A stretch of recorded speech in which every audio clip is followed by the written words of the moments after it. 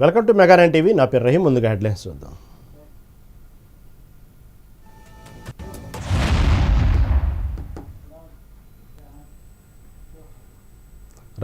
ఇక డీటెయిల్స్ చూస్తే AP liquor scam కేసులో సిట్ దూకుడు పెంచింది. ధనుంజయ రెడ్డి, కృష్ణమోహన్ రెడ్డిని సిట్ అధికారులు అరెస్ట్ చేశారు.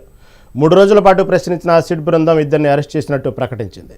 మరోవైపు సజ్జల శ్రీధర్ రెడ్డికి విజయవాడ గవర్నమెంట్ హాస్పిటల్లో వైద్య పరీక్షలు నిర్ణయించేశారు. అనంతరం సిట్ కార్యాలయాలకు తరలించారు.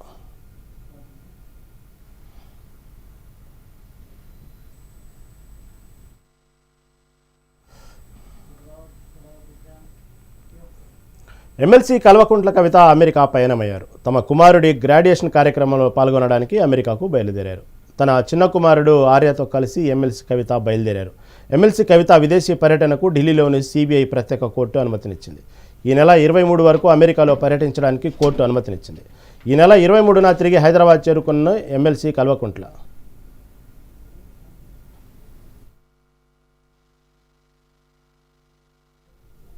నల్గొండ మున్సిపాలిటీని రాష్ట్రంలోనే ఒక ఆదర్శవంతంగా తీర్చిదిద్దడమే లక్ష్యమన్నారు మంత్రి కోమటిరెడ్డి వెంకటరెడ్డి. మున్సిపాలిటీ కార్యాలయంలో ₹1 కోటి పైగా వ్యయంతో కొనుగోలు చేసిన నూతన జనరేటర్, జేసీబీ ల్యాడర్లను మంత్రి లాంఛనంగా ప్రారంభించారు. అదే కార్యక్రమంలో వెల్స్ ఫార్గో సంస్థ సహకారంతో అందించిన అత్యాధునిక రోబోటిక్ జెట్టింగ్ మిషన్ కూడా ఆయన ప్రారంభించారు. అండర్ గ్రౌండ్ డ్రైనేజీ వ్యవస్థను మరింత మెరుగుపరిచి పట్టణంలో సీసీ రోడ్ల నిర్మాణం వేగవంతం చేస్తామన్నారు. ప్రతి ఇంటికి స్వచ్ఛమైన తాగునీటిని అందించేందుకు కృషి చేస్తున్నామన్నారు.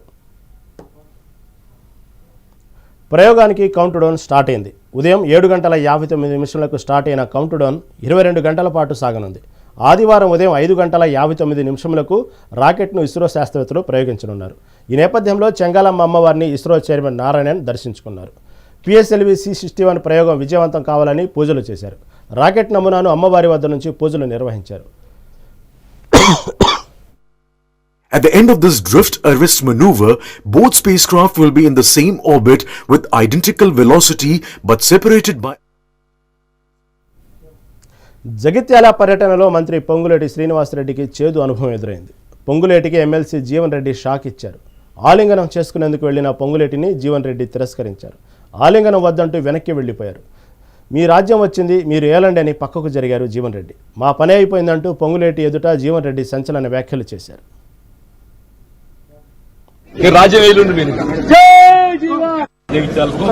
స్టార్ పాయింట్ పెట్టి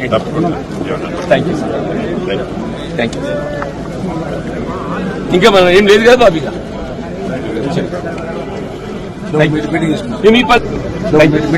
మీ పని మీరు మా పని అయిపోయి మా పార్టీ అయిపోయింది. రాజ్యం వేలుండి మీరు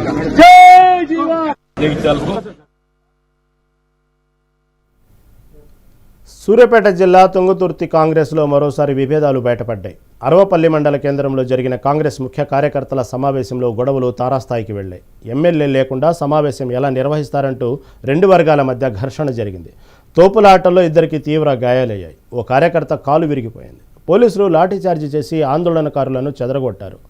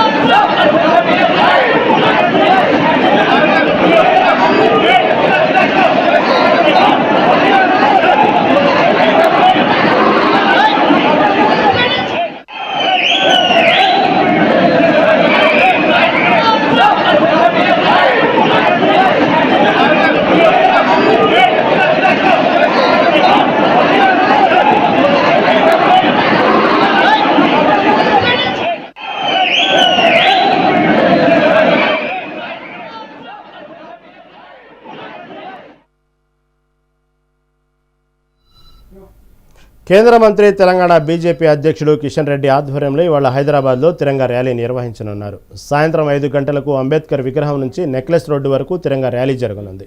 ఆపరేషన్ సింధూర్ విజయవంతం కావడంతో సైనికులకు మద్దతుగా తిరంగా ర్యాలీ నిర్వహిస్తున్నారు. భారత సైనికులకు మద్దతుగా తెలంగాణలో సిటిజన్స్ ఫర్ నేషనల్ సెక్యూరిటీ అనే సంస్థ మద్దతుతో తిరంగా యాత్ర చేపట్టారు. తిరంగా ర్యాలీ నేపథ్యంలో హైదరాబాద్ ట్యాంక్ బండ్ ప్రాంతంలో ట్రాఫిక్ ఆంక్షలు విధించారు పోలీసులు.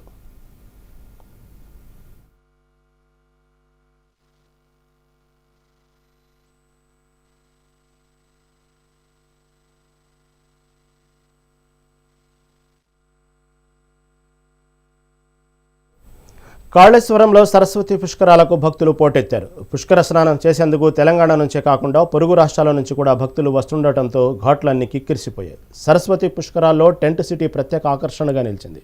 శుక్రవారం ఒక్కరోజే సుమారు 1,00,000 మందికి పైగా భక్తులు స్నానాలు ఆచరించినట్లు దేవాదాయ శాఖ అధికారులు ప్రకటించారు. భక్తుల తాకిడి పెరగడంతో కాళేశ్వర ముక్తీశ్వర స్వామివారి దర్శనానికి ఆలస్యం అవుతోంది.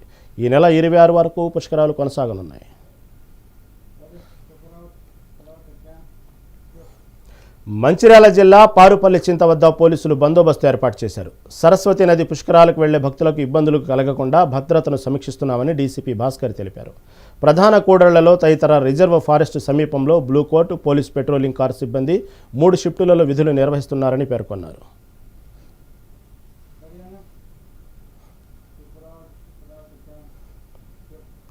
కాళేశ్వరం సరస్వతి పుష్కరాల్లో ప్రభుత్వం దోపిడీ చేస్తోందని ఆరోపణలు వస్తున్నాయి. పార్కింగ్ ఛార్జీలు విపరీతంగా పెట్టారని పలువురు భక్తులు మండిపడుతున్నారు. స్వామివారి దర్శనానికి కూడా 100 రూపాయలు వసూలు చేస్తున్నారని ఆగ్రహం వ్యక్తం చేస్తున్నారు. సన్యాసుల దగ్గర కూడా వసూలు చేస్తున్నారన్నారు. దేవాదాయ శాఖ మంత్రి కొండా సురేఖ బిజినెస్ చేస్తున్నారా అంటూ స్వాములు మండిపడుతున్నారు. 33 కోట్ల రూపాయలతో ఏర్పాట్లు చేశామని చెబుతున్నా 2 టెంటు మొక్కలు మట్టి రోడ్లు తప్ప ఏమీ లేవని ఎద్దేవా చేస్తున్నారు. కాళేశ్వరం టికెట్ ఇది కాళేశ్వరం గ్రామ పంచాయతీ కార్యాలయం, కాళేశ్వరం మహాదేవ్పూర్ మండల్, జయశంకర్ భూపాలపల్లి జిల్లా, ప్రవేశ రుసుము పార్కింగ్. ఇక్కడ మేము ఎవరం ఉన్నాం? సన్నాసులం, ఇద్దరు కూడా సాధువులం.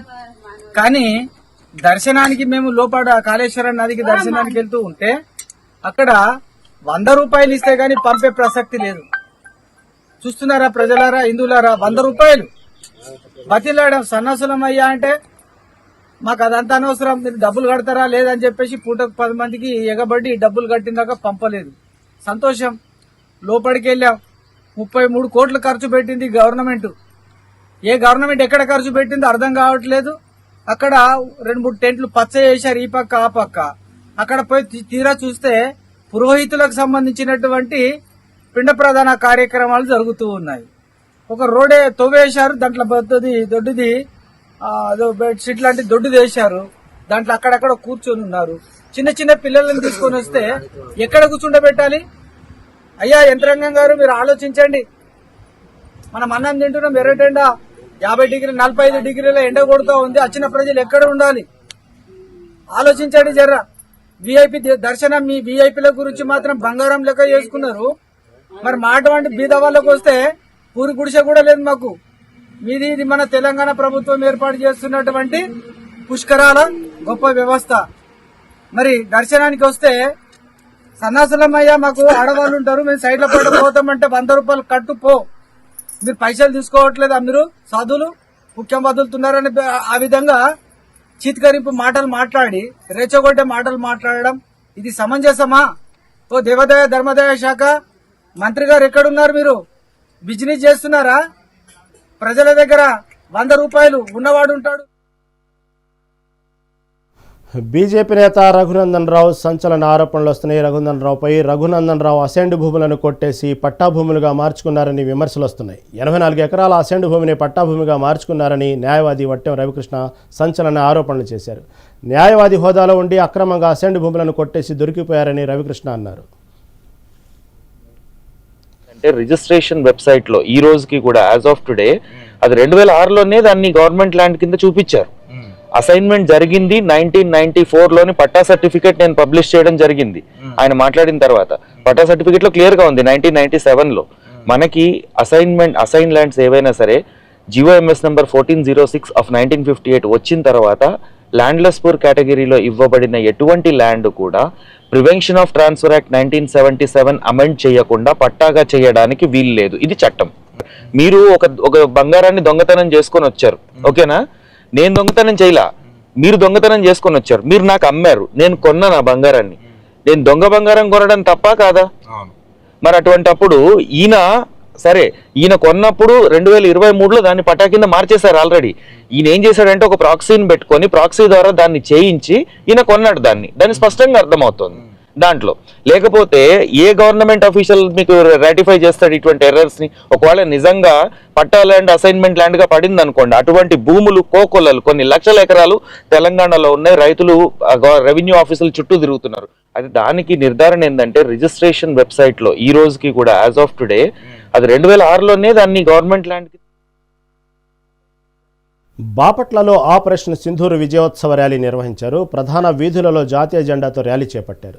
చిల్ రోడ్ సెంటర్ వద్ద నుంచి అంబేద్కర్ సర్కిల్ వరకు ఘనంగా నిర్వహించారు. అనంతరం అగ్నివీర్ మురళీనాయక్ చిత్రపటానికి పూలమాలలు వేసి నివాళులర్పించారు.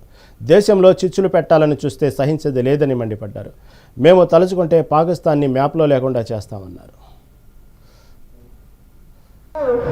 భారతదేశానికి మద్దతు మీకు తోడున్నా ఉన్న చైనా కూడా ఈరోజు మీకు సంఘీభావం తెలియకుండా అటు ఇటు కాని పరిస్థితులు ఈరోజు చైనా కూడా ఇటు భారతదేశానికి మద్దతు ఇవ్వకుండా అటు పాకిస్తాన్కి మద్దతు ఇవ్వకుండా మనకెందుకు వచ్చిన గొడవలే ఈ భారతదేశంతో చైనా కూడా సైలెంట్ అయిన పరిస్థితి మనం చూసాం.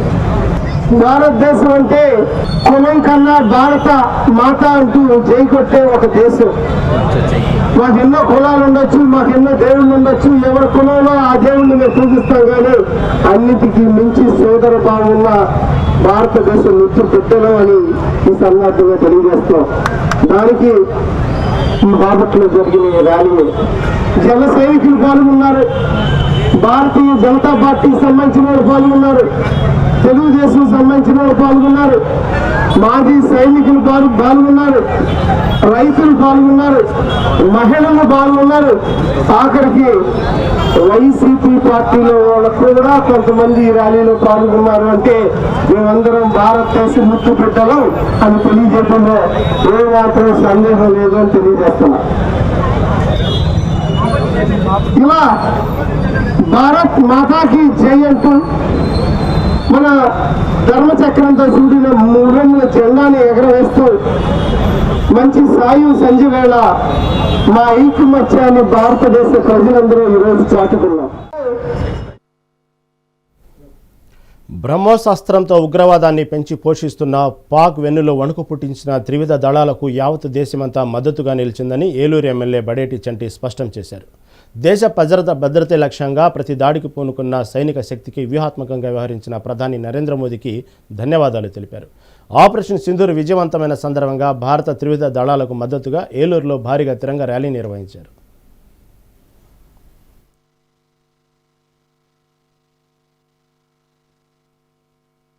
ఎప్పుడూ కూడా శాంతిని కోరుకునే భారతదేశం ఉగ్రవాద దాడి చేస్తే మేము తిరుగుగా ఏ విధంగా చేస్తామనేది ఉత్తినే ఊరుకోవని ఉద్దేశంతో ఏదైతే మరి మొన్న జరిగిన మరి పాకిస్తాన్ మీద చర్యని మరి యావత్ భారతదేశం కూడా ఒకే మాట ఒకే బాట ఏదైతే భారతదేశ ప్రభుత్వం ఒక నిర్ణయం తీసుకుందో దానికి యావత్ భారతదేశ ప్రజలందరూ కూడా సైనిక చర్యకు మద్దతు ఇస్తూ ఈ రోజున తిరంగ ర్యాలీ మరి అన్నీ కూడా అందరం కూడా దేశవ్యాప్తంగా జరపడం జరుగుతుంది. ఎందుకనంటే మనం ఈ రోజున ఇంత ప్రశాంతంగా ఎవరింట్లో వాళ్ళు పడుకుంటున్నాము అని అంటే ఎక్కడైతే సరిహద్దుల్లో మరి సైనికులు నిద్రాహారాలు మాని మరి మన కోసం మరి ఎప్పుడు కూడా అహర్నిశలు కూడా కాపలా కాస్తున్నారు. వాళ్ళకి మద్దతుగా వాళ్ళకి మనోధైర్యం కల్పించడానికి ఏదైతే యావత్ భారతదేశం మీ అంటే ఉంది, మీ చర్యను మేము ఇలాగే మీ చర్యను మేము సమర్థిస్తున్నామని అందరం కూడా చాటి చెప్పడానికి ఈ రోజున ఏలూరు నియోజకవర్గంలో అందరం కూడా పాల్గొనడం జరిగింది. అలాగే ఏదైతే మొన్న ఉగ్రదాడి జరిగిందో ఆ ఉగ్రదాడి జరిగినప్పుడు మరి భారత ప్రధానమంత్రి గారు ఏ విధంగా వెంటనే స్పందించి మరి భారతదేశం యొక్క సైనిక శక్తి ఏంటనేది ప్రపంచానికి చాటి చెప్పారు. సైనిక శక్తి ఏ విధంగా ఉందనేది బ్రహ్మోస్ అస్త్రంతో పాకిస్తాన్ మీద 2 రోజులు దాడి చేస్తేనే మరి పాకిస్తాన్ అకలావికలం అయిపోయింది. మరి ఇంకొకసారి ఇటువంటి ఉగ్రదాడి చేస్తే మేము సహించాం. భారతదేశం అంతా కూడా ఒకటే మాట ఉంటుంది, పాకిస్తాన్ కనుమరుగైపోద్దని హెచ్చరికని భారతదేశ ప్రభుత్వం తరఫున చాటి చెప్పిన ప్రధానమంత్రి గారికి ధన్యవాదాలు తెలుపుకుంటూ అలాగే ఈ కార్యక్రమంలో అందరూ కూడా యావత్ ప్రజానీకం యావత్ పార్టీలు కూడా పాల్గొన్నందుకు వాళ్ళందరికీ కూడా ధన్యవాదాలు తెలుపుకుంటున్నాం. ఏప్రిల్ 22వ తారీఖున జమ్మూ కాశ్మీర్ రాష్ట్రంలో జరిగినటువంటి దుర్ఘటన ఏదైతే ఆటంకవాదులు ఆ రోజున జరిగినటువంటి పహల్గాం దాడిలో భర్తలు కోల్పోయినటువంటి భారత నారీలు వారి సింధూరాన్ని తుడిచేసినటువంటి ముష్కరుల్ని మట్టుబెట్టడానికి భారత ప్రభుత్వం ఈవేళ 3 త్రివిధ దళాల పద్ధతులతోటి భారత ప్రధానమంత్రి నరేంద్ర మోడీ గారు వారికి ఉన్నటువంటి రక్షణ శాఖ మంత్రి గారు త్రివిధ దళాల పద్ధతులతో కూర్చొని ఆపరేషన్ సింధూర్ అనేటువంటి నామకరణంతో ఆ ముష్కరుల్ని మట్టుబెట్టడానికి వారు తీసుకున్నటువంటి చర్యలు ప్రపంచవ్యాప్తంగా అందరికీ తెలుసు. ఈ రోజున ఉగ్రవాదాన్ని పెంచి పోషిస్తున్నటువంటి పాకిస్తాన్ దేశం వారు ఒక పక్కన మన మీద దాడి చేస్తూనే మేము దాడి చేయట్లేదు, భారతదేశమే మా పట్ల అనుచిత వైఖరి ప్రదర్శిస్తుందని చెప్పేసి దొంగ మాటలు చెప్తున్నటువంటి వైనం ఏదైతే ఉందో దీనిని ప్రపంచ దేశాలకు కూడా నరేంద్ర మోడీ గారు కళ్ళకు కట్టినట్టుగా దౌత్య నీతితోటి ప్రతి విషయాన్ని కూడా తెలియజెప్తూ మనం పాకిస్తాన్లో ఉన్నటువంటి సామాన్య పౌరులు జోలికి పోకుండా అక్కడ ఉన్నటువంటి ఉగ్రవాదుల్ని వారి స్థావరాలని అదేవిధంగా వారికి సహకరిస్తున్నటువంటి ఏదైతే ఆటంకవాదుల్ని వారిని టార్గెట్ చేసుకుని ఇప్పటికే 11 చోట్ల దాడులు చేసి వారిని మట్టుబెట్టాం. ప్రపంచంలో ఎక్కడ ఉగ్రదాడి జరిగినా దానికి కేర్ ఆఫ్ అడ్రస్గా ఉన్నటువంటి పాకిస్తాన్ దేశం ఇప్పటికైనా కళ్ళు తెరిచి ప్రపంచ దేశాలతోటి కలిసి సామరస్యపూర్వకంగా ఉగ్రవాద సమస్యను పరిష్కరించుకునే సరే లేకపోతే కనుక ఈ యొక్క ఉగ్రవాదాన్ని అంతమొందించడానికి భారత ప్రభుత్వం సిద్ధంగా తయారుగా ఉందనేటువంటి విషయాన్ని తెలియజెప్తూ భారత ప్రధాని నరేంద్ర మోడీ గారి పిలుపులో భాగంగా ఏలూరు జిల్లా కేంద్రమైనటువంటి ఏలూరు నగరంలో మరి ఈరోజున తిరంగా యాత్రని ప్రారంభించినటువంటి గౌరవ శాసనసభ్యులు బడేటి సంటి గారు, మరి యొక్క జిల్లా బీజేపీ పార్టీ అధ్యక్షులు కిషోర్ గారు, మిత్రులు ఎస్ఎంఆర్ బాబు గారు, శారద గారు, వెంకటలక్ష్మి గారు, అంబికా కృష్ణ గారు, మరి ఈ రోజున దీంట్లో పాల్గొన్నటువంటి భారతదేశ పౌరులందరూ కూడా, ఎందుకంటే ఈ రోజున ఏదైతే జమ్మూ కాశ్మీర్లో 22 దాడి జరిగిందో దాన్ని ప్రతిఘటిస్తూ మరి భారతదేశంలో ఉన్నటువంటి మహిళల యొక్క నుదుటిని చెరిపివేసినటువంటి దుర్మార్గుల్ని దుండగాల్ని మట్టిపెట్టి ఈ ప్రపంచానికి ఒక ఆటంకంగా మారినటువంటి ఉగ్రవాద సంస్థలను మట్టిపెట్టాలనేటువంటి లక్ష్యంతో మరి ఆపరేషన్ సింధూర్ అనేటువంటి నామకరణం తెలిసి మరి చేసినటువంటి గత నెల 10వ తారీఖున జరిగినటువంటి ఉగ్రవాద సంస్థలపైన దాడి జరిగినటువంటి పరిస్థితుల్లో మనం చూసాం. ఈ రోజున సైనికులు ప్రాణాలు కోల్పోయారు. అటు సైనికులకి ఇటు భారత ప్రధాని నరేంద్ర మోడీ గారు తీసుకున్నటువంటి నిర్ణయాలకి కార్యాచరణకి భారతదేశంలో ఉన్నటువంటి 142 కోట్ల మంది ప్రజలు మేమంతా కూడా అండగా ఉన్నాం. ఎక్కడైనా కానీ ఉగ్రవాద సంస్థల్ని మట్టి పెడతానికి భారతదేశం నడుం బిగించింది. ప్రపంచ దేశాలన్నీ కూడా బాసటగా నిలిచినాయి. ఈ రోజున దేశవ్యాప్తంగా ఈ యొక్క తిరంగా యాత్రని విజయవంతం. గెయిల్ ఇండియా లిమిటెడ్ సంస్థ సిఎస్ఆర్ నిధులతో ఏర్పాటు చేసిన 2 మొబైల్ మెడికల్ యూనిట్ వాహనాలను కేంద్ర సహాయ మంత్రి పెమ్మసాని చంద్రశేఖర్, ఎమ్మెల్యే మహమ్మద్ నసీర్ అహ్మద్ ప్రారంభించారు. ఒక్కో వ్యాన్ నిర్వహణకు ఏడాదికి 35 లక్షల చొప్పున గెయిల్ సంస్థ ఖర్చు చేస్తుందన్నారు. ఈ వ్యానులో ఒక MBBS doctor, nurse, helper, driver వైద్యం నిత్యం ప్రజలకు అందుబాటులో ఉంటారన్నారు. ప్రాథమిక పరీక్షలు చేసి 100 రకాల ఉచిత మందులు కూడా అందిస్తానని తెలిపారు.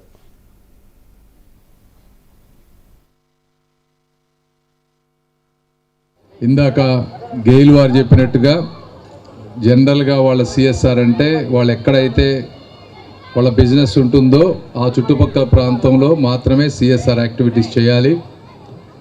వాళ్ళకి ఎక్కువగా అమలాపురం ఆ ఏరియాల్లో ఈస్ట్ వెస్ట్ గోదావరిలో వాళ్ళ గ్యాస్ అథారిటీస్ ఎక్కడ ఉన్నాయో అక్కడ ఎక్కువ చేస్తారు. అయితే మన గుంటూరులో ఉన్నటువంటి సమస్యలన్నీ కూడా ఏవి గవర్నమెంట్ చేయగలవు, ఎక్కడెక్కడ సిఎస్ఆర్ అవకాశం ఉందో టీం అంతా కూడా వర్క్ చేశారు. స్టాఫ్ చేసి అందరిని అప్రోచ్ అయిన క్రమంలో వారిని కూడా కలవటం యాదృచ్ఛికంగా వారు కూడా సరే ఏదో విధంగా చేస్తానని చెప్పి మనకి ఈరోజు చేయటం జరిగింది. సిఎస్ఆర్ వచ్చేటప్పటికి ఒక్కొక్క వ్యాన్ నడపడానికి సంవత్సరానికి 30 నుంచి 35 లక్షలు అవుతుంది. రెండింటికి 70 లక్షలు అవుతుంది. ఎందుకు అవుతుందంటే ఒకటి ఎంబీబీఎస్ డాక్టర్ కంటిన్యూస్గా ఉంటారు, ఒక నర్స్ ఉంటారు, ఒక అసిస్టెంట్, ఒక డ్రైవర్, ఇట్లా 3-4 ప్రతి వ్యాన్కి ఉంటారు. వీళ్ళు ప్రతిరోజు ఇన్ని కిలోమీటర్లను తిరగాలి, ఇంతమంది పేషెంట్లను చూడాలి. అదేవిధంగా అందులో కావాల్సినటువంటి బేసిక్ టెస్ట్ కూడా మీకు ఏవైతే బ్లడ్ టెస్టులు కానీ ఇవన్నీ టెస్టులన్నీ కూడా చేసే అవకాశం ఉంటుంది. మూడోది 100 రకాల మందులు కూడా ఫ్రీగా ఇస్తారు.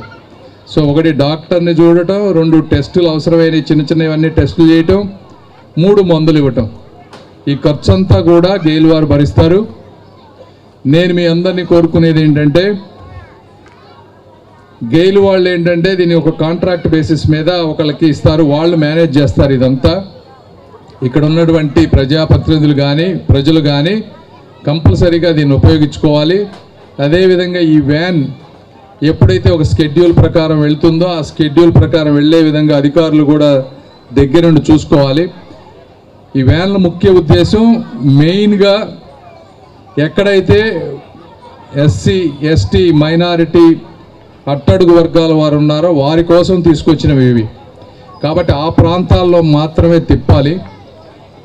తిప్పి వారిని చూసే ప్రతిదీ కూడా డిజిటల్గా కంప్యూటర్లోకి వాళ్ళ రికార్డు వెళ్తుంది, డిజిటల్ రికార్డ్స్లో ఉంటాయి. కాబట్టి మళ్ళీ అక్కడికి వచ్చినప్పుడు ఆ రికార్డ్స్ చూసి కంటిన్యూస్గా బ్లడ్ ప్రెషర్ మెడిసిన్స్ కానీ అవన్నీ ఇస్తారు. ఇది మొత్తం ప్రస్తుతానికి ఒక 1 year పైలట్ ప్రోగ్రామ్ లాగా ఈ 1 yearకి చేస్తూ ఉన్నాం. ఇదంతా కరెక్ట్గా జరిగి అందరూ హ్యాపీగా ఉంటే దీన్ని మళ్ళీ నెక్స్ట్ ఇయర్ కూడా పెడదాం.